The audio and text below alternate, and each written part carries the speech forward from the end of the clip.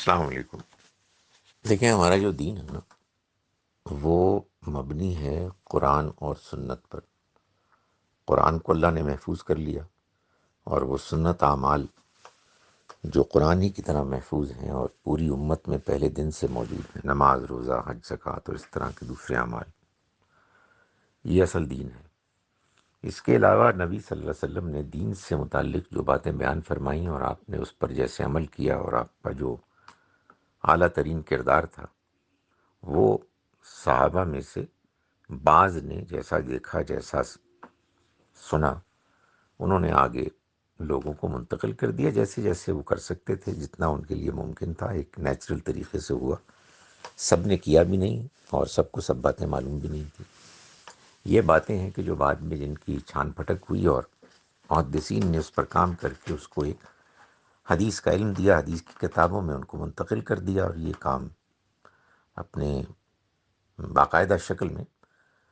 کو 2 صدیوں بعد، کو تیسری صدی ہجری میں منظر عام پر آیا۔ یہ ہے کل ملا کے دین، قرآن، سنت، اور پھر قرآن و سنت کے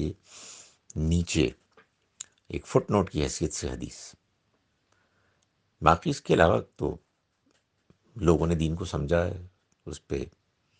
اپنے اپنے رائے کو بیان کیا ہے، اس میں اختلاف بھی ہو سکتا ہے۔ ظاہر ہے کہ ایک انسانی ایک ضرورت ہوتی ہے، لوگوں کا ذوق ہے کہ جب بھی کوئی بڑی شخصیت دنیا سے رخصت ہوتی ہے تو وہ اس کی پوری لائف سٹوری کو جاننا چاہتے ہیں۔ لیکن جیسا کہ میں نے گزارش کی کہ ہمارے ہاں نبی صلی اللہ علیہ وسلم کی زندگی کے پہلے 40 سال کو باقاعدہ اللہ نے اپنی کتاب میں بھی اور کسی اور طرح سے بھی اس کو محفوظ نہیں کیا۔ یہ لوگوں نے اپنی اپنی کوشش کی ہے، کاوش کی ہے، اس میں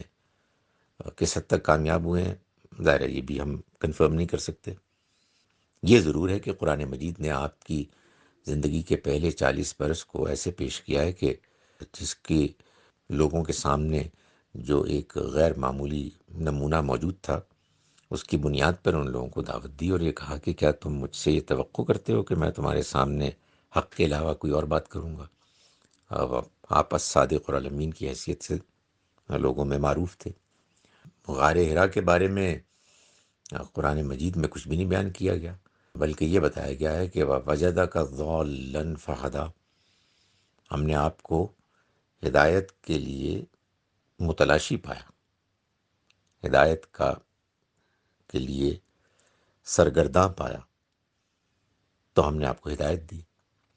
تو اب وہ ہدایت کی تلاش اور اس کے بارے میں آپ کی کوشش، بے چینی، اس کی کیا نوعیت تھی، اس کی کیا تفصیلات تھی، اس میں کہیں غار ہرا کا ذکر آتا ہے، لیکن بس ہم اتنا ہی جانتے ہیں کہ آپ وہاں گئے، کتنا گئے، کب کب گئے، ہم نہیں جانتے۔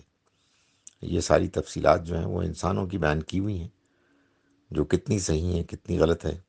اس کو ہم صحیح طرح سے بیان نہیں کر سکتے۔ اس لیے یہ فرق کرنا چاہیے کہ دین میں کیا چیز ہے کہ جس کو کہ پورے اہتمام کے ساتھ محفوظ انداز میں بیان کیا گیا ہے، اور کون سی چیزیں وہ ہیں کہ جو انسانوں نے اپنے طور پر بیان کی ہیں کہ جن کے سچ ہونے کی کوئی گارنٹی نہیں ہے۔